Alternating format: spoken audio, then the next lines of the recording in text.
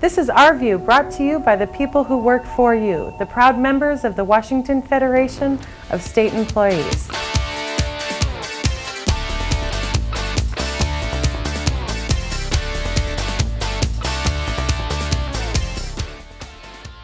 A new contract now covers state workers.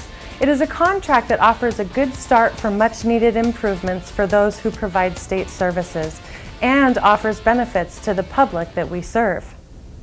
And in this new contract, the 1.6% temporary raise that they got in the last contract becomes permanent, part of their base salary.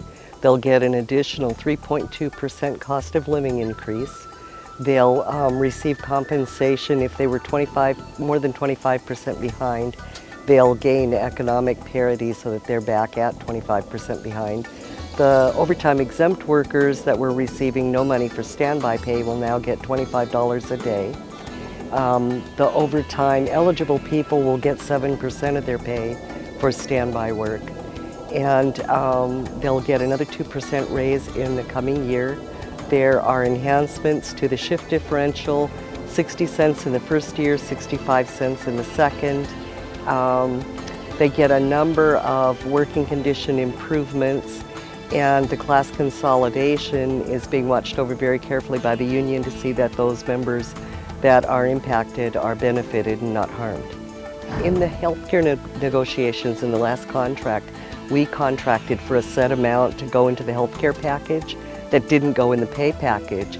And in the course of time, as things happen, as it turns out, we weren't provided all of the benefit we were due.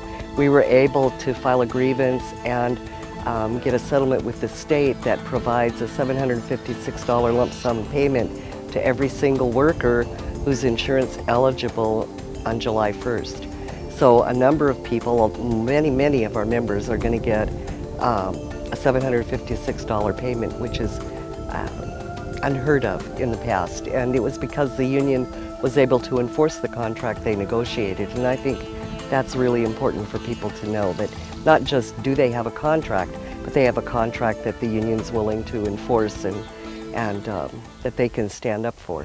And one of the problems the state has today is recruitment and retention. The workforce is aging. Many of them are reaching retirement. They're having problems recruiting and retaining qualified people. What that means to the public is that unless we can improve the economic situation for state employment, people graduating from college are going to look for other opportunities, and the workforce quality will shrink. And that's bad for everyone in the state because the citizens rely on quality state services, very unhappy when they don't receive quality services. So if you're going to provide quality services, you need a quality workforce. And to do that, you have to treat people well and you have to pay them.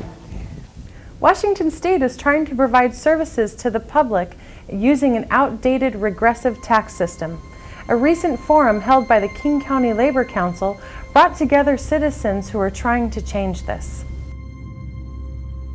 If I'm shopping for something in general in this state, I'd be happy to shop for more government service. I'd be very happy to shop for an increase in the amount of money available to our educational system in particular. So, you know, from a personal point of view, I think our state is starving itself to some extent, and I don't think that we're talking about a great deal. But if I were the king of the universe, I would have a tax system in our state which increased the amount of revenue by some measure. I'm an idealist, but I'm not enough of an idealist to think that we can design some system where political contributions don't have anything to do with politics. That, you know, the answer that most everybody would give to that is that the public should finance campaigns should be financed out of the public treasury. Everybody has the same amount of money to buy ads or television or whatever they're going to do, and that's it. Yeah. Well, if you could do that, God bless you.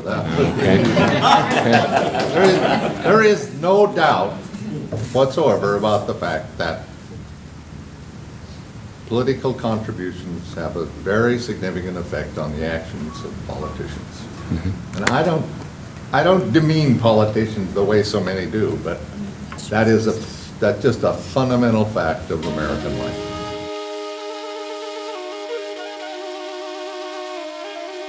You'd think the one place in the world where security workers would be treated with some importance, it would be Israel. You'd be wrong. The owners of the security companies are trying to stop their employees from forming a union, and the workers are pushing back.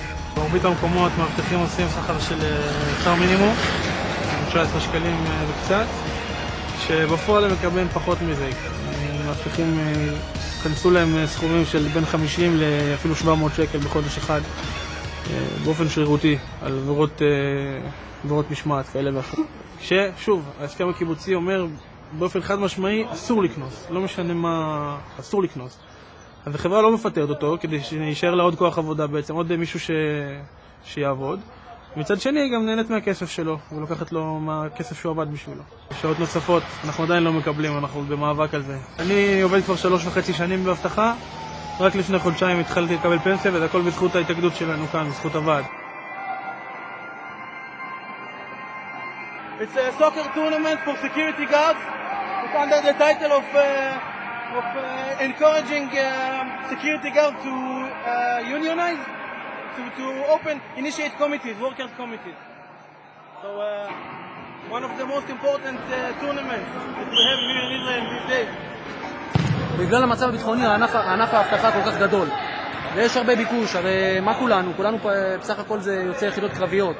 אנשים רובעי 08 ומעלה. יש עוד נבחרות שרצו לבוא ואחר כך להתחיל הליכי התאגדות ומנעו מהם לבוא.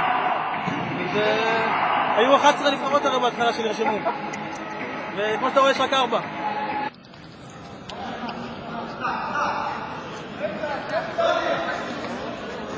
לזכור שהמדינה בכובעה אחד היא אוכפת זכויות, אבל בכובעה השני היא המעסיק הכי גדול במדינה. כלומר, וברגע שאתה המעסיק הכי גדול במדינה ואתה המשתמש הכי גדול במדינה בשירותים של קבלנים, אז יש לך אינטרס ברור להמשיך וליהנות מהפרת הזכויות. עובד רגיל שמנסה להתאגד מתמודד רק מול המעסיק שלו. כשאתה עובד קבלן, אז המעסיק שלך, אתה כמעט לא נתקל בו בעצם במשך העבודה שלך. גם אם הצלחת להקים ועד בתור עובד קבלן, והחברה היא לא מסוגלת לפטר אותך, כי אתה כבר באופן חוקי מוגדר כוועד וכיושב ראש ועד, בדיוק הדין הזה לא חל על המזמין. המזמין מתי שמתחשק לו יכול להעיף עובד או להשאיר, להעיף מה שבא לו, והוא לא מחויב שום דין לחשבון כלפי העובד, כי בעצם מבחינה חוקית הוא לא פיטר אף אחד, אפילו אם הוא העיף עובד קבלן אחרי 3-4 שנים בעבודה במקום עבודה, מבחינה חוקית הוא כאילו לא פיטר אותו בעצם. זאת הבעיה שיש עם חברות קבלן. זה מה שגורם נגיד לאנשים כמוני לחשוב שגם אם חברות קבלן יעמדו בכל התנאים החוקיים, עדיין אין להם מקום כאן. Education is not a luxury, and it's more than just training you for a job. The leader of the Teachers Union of Ireland teaches all of us something we should remember about the role of education in our lives. Education is a human right. It's not a commodity. And as the Education International insists. And if one treats something that is a human right as a commodity, inevitably there will be damage done to education. A situation may arise, for example, where there is differentiation, where the same resources are not delivered to meet human educational needs as are being delivered in relation to industry-related skills, for example. And that's, even from an economic point of view, of course, that's a very, very short-term and very counterproductive approach.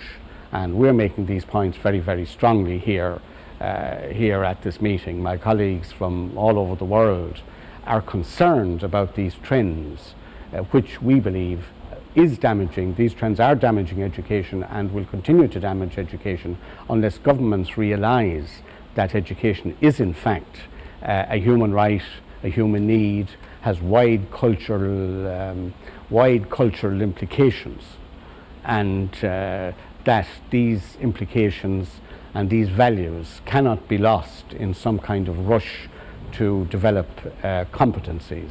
We are, of course, in favour and strongly in favour of developing competencies for the modern world, but we need a balance in which education as such, as a human need, as an enrichment of society, is not lost sight of and retains the emphasis that it should always have. A look at our union history. Here's Ross Rieder. On July 27th of 1918, United Mine Workers organizer Albert Ginger Goodwin was shot by a hired private policeman outside Cumberland, British Columbia. His murder sparked Canada's first general strike. Just over 5 feet 6 inches, frail, suffering from a lung disease, probably tuberculosis, Ginger knew what side he was on. His only distinguishing characteristic was his red hair. Albert Ginger Goodwin didn't look like much, but he had a towering moral presence. His short life was spent fighting for people who work hard for little reward. It ended with a bullet and immortality as a labor martyr. Goodwin was born in Teesdale, England on May 10, 1887. He was 15 when he started work in the Yorkshire coal mines. In 1906, he emigrated to Canada in search of a better life and found work in the Cape Breton coal mines. In 1909, the miners went on strike. They lost. Blacklisted and broke, Goodwin moved to Cumberland on Vancouver Island, and again he worked in the coal mines.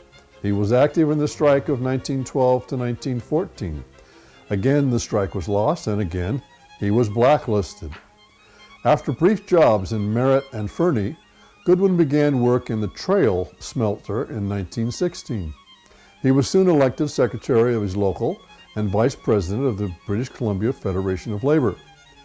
In 1917, he led another unsuccessful strike, this time for a universal 8-hour workday among smelter workers. But his leadership of the strike and his outspoken opposition to World War I had brought him to the attention of the authorities. Despite his lung problems, his conscription status was changed from unfit to fit for service in an overseas fighting unit. The reclassification amounted to a death sentence. Goodwin went into hiding in the bush near Cumberland. With the help of townspeople, he evaded the authorities until July 27, 1918, when he was tracked down and murdered by the Mounties.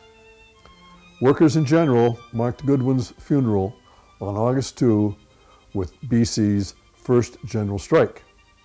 He remains buried in the Cumberland Cemetery. Nearby, a section of the Island Highway has been named Ginger Goodwin Way. He won't be forgotten. You've been watching Our View, brought to you by the members of the Washington Federation of State Employees. We remind you, when you accept a paycheck for your hard work, you don't give up your rights. And thank you for watching.